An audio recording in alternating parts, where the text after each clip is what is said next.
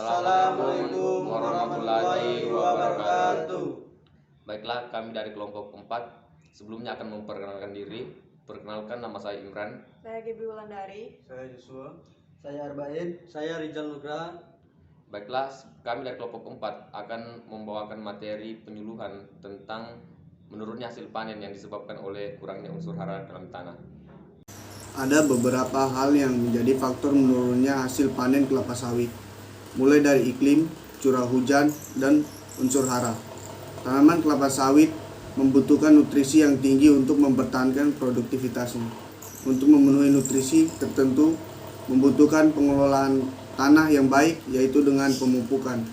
Pemupukan adalah suatu usaha mempertahankan, mengendalikan, dan meningkatkan kesuburan tanah.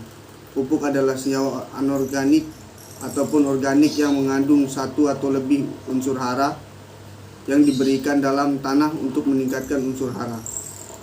Konsep dasar pemupukan adalah tercapainya produksi tanaman yang optimal. Dalam membahas masalah pupuk dan pemupukan, terdapat 5 kaidah pemupukan yang perlu diperhatikan, yaitu 1. Apakah perlu pemupukan? Pemupukan diperlukan apabila terjadi masalah dengan tanah. Pemupukan dilakukan apabila berdasarkan hasil percobaan, evaluasi kesuburan tanah, analisa tanah dan tanaman, atau hasil interpretasi gejala defisiensi hara membutuhkan penambahan unsur hara. 2. Jenis pupuk apa yang diperlukan? Penentuan jenis pupuk yang digunakan harus mempertimbangkan pada kondisi tanah dan kebutuhan tanah, serta sering juga jenis pupuk mempertimbangkan kebijakan manajemen atau pemerintahan. 3. Beberapa dosis pupuk yang tepat. Penentuan dosis pupuk merupakan salah satu kaidah yang harus diperhatikan. Dosis pupuk yang tepat harus ditentukan berdasarkan hasil percobaan dalam kurung laboratorium, rumah kaca, dan lapangan. Hasil perhitungan raca hara dan didasarkan pada tingkat kebutuhan tanaman. Yang keempat, kapan pemberian yang efektif.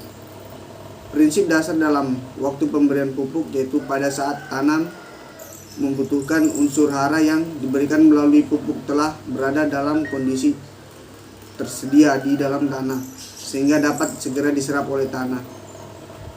Yang kelima, bagaimana cara pemberian yang benar. Pertimbangan cara pemberian pupuk harus memperhatikan beberapa hal, yaitu tujuan pemupukan dalam kurung, apakah memupuk tanah atau tanaman. Efisiensi yaitu bertujuan mengurangi kendala akibat sifat dan ciri tanah serta pupuk yang kita aplikasikan. Penempatan pupuk harus mempertimbangkan kemudahan akar mengambil nutrisi dalam kurung, meningkatkan efisiensi, tidak memberikan akibat yang merugikan. Pemupukan merupakan suatu tindakan untuk membuat suatu keseimbangan antara kebutuhan tanaman dan unsur hara yang tersedia. Dasar pertimbangan dilakukannya pemupukan. Pemupukan dilakukan karena ketersediaan unsur hara tanah yang rendah, baik karena kandungan hara dalam tanah yang berasal dari bahan induk yang pada umumnya memang rendah, maupun karena hilangnya unsur hara tanah yang disebabkan oleh erosi dan penguapan. Maka dari itu, dasar dari sebuah pemupukan adalah 1. Ketersediaan nutrisi untuk mencapai potensi dan kondisi tertentu. 2. Jumlah nutrisi yang disediakan dalam tanah. 3. Efisiensi dari pupuk yang diaplikasikan. Adapun unsur hara yang umum yang sangat dibutuhkan oleh tanaman ada 3, yaitu ada nitrogen, fosfor, dan kalium. Yang pertama itu nitrogen. Nitrogen merupakan unsur hara makro dan mutlak sangat dibutuhkan oleh tanaman. Adapun fungsinya itu yang pertama untuk merangsang pertumbuhan vegetatif tanaman secara keseluruhan, khususnya pada pertumbuhan akar, batang, dan daun. Yang kedua itu berperan dalam pembentukan zat hijau daun atau klorofil, yang mana klorofil ini sangat penting dalam proses fotosintesis. Yang selanjutnya yaitu berperan dalam pembentukan protein, lemak, dan berbagai persenyawaan organik lainnya.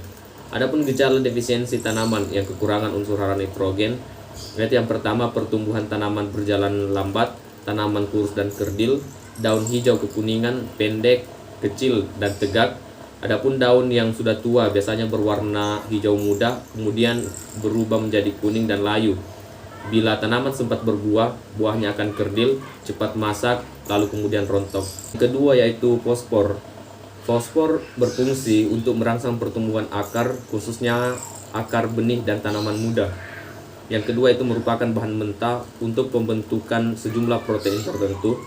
Selanjutnya itu membantu proses asimilasi dan pernafasan tanaman, ya, lalu kemudian mempercepat pembungaan dan pemasakan biji dan buah. Adapun gejala tanaman atau gejala defisiensi tanaman yang kekurangan unsur hara fosfor, yaitu yang pertama, seluruh warna daun berubah menjadi lebih tua dan sering tampak mengkilap kemerahan. Yang kedua itu tepi daun, cabang, dan batang akar akan berwarna merah keunguan, yang lambat laun akan berubah menjadi kuning dan kemudian layu. Selanjutnya itu jika tanaman berbuah, buahnya akan kecil, mutunya jelek, dan cepat masak. Contoh pupuk yang mengandung unsur hara fosfor yaitu ada SP36, SP27, dan TSP. Selanjutnya itu kalium. Kalium berfungsi untuk membantu pembentukan protein dan karbohidrat. Yang kedua itu memperkuat tanaman sehingga daun, bunga, dan buah tidak rontok dan gugur.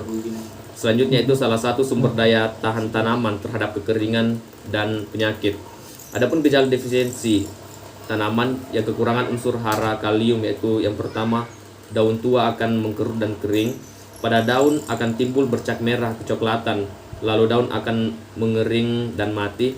Selanjutnya, buah tumbuh tidak sempurna, kecil, mutunya jelek, hasilnya sedikit, dan tidak tahan simpan. Adapun contoh pupuk yang mengandung unsur hara kalium yaitu ada kalium klorida, kalium nitrat, dan kalium sulfat. Pengaplikasian pupuk yang baik dan benar. Agar pupuk yang diaplikasikan tercapai efisien dan efektivitasnya, maka harus mencakup 4T. Yang pertama, tepat jenis. Menentukan jenis pupuk agar sesuai dengan kebutuhan. Harus diperhatikan jenis dan sifat pupuk, kondisi drainase, dan kombinasi jenis pupuk. Yang kedua, tepat waktu. Waktu pemupukan sebaiknya dilakukan pada awal atau akhir musim hujan dengan curah hujan 100-200 mm per bulan. Waktu mulai pemupukan adalah bila sudah turun hujan 50 mm per 10 hari. Nah, yang ketiga ada tepat cara. Harus memperhatikan cara pemupukan disesuaikan dengan kondisi lahan dan jenis pupuk. Pupuk ditaburkan di perkarangan yang dominan karena akan memaksimalkan unsur hara yang akan diserap. Biasanya perkarang yang dominan menyerap unsur hara sekitar 1,5 meter dari pangkal pokok sampai sekitar 20 cm dari tajuk teluar. Yang keempat, tepat dosis, menyesuaikan antara unsur hara tanah dan unsur hara yang dibutuhkan dan dosis pupuk yang harus diberikan. Tentang persiapan dan pelaksanaan pemupukan. Yang terdapat pada persiapan dan pelaksanaan pemupukan: pembenahan piringan, pasar pikul, rorak, tapak kuda, dan tapak timbun. Yang kedua, penghancuran pupuk yang menggumpal. 3. Takaran pupuk dibuat per jenis dan dosis pupuk.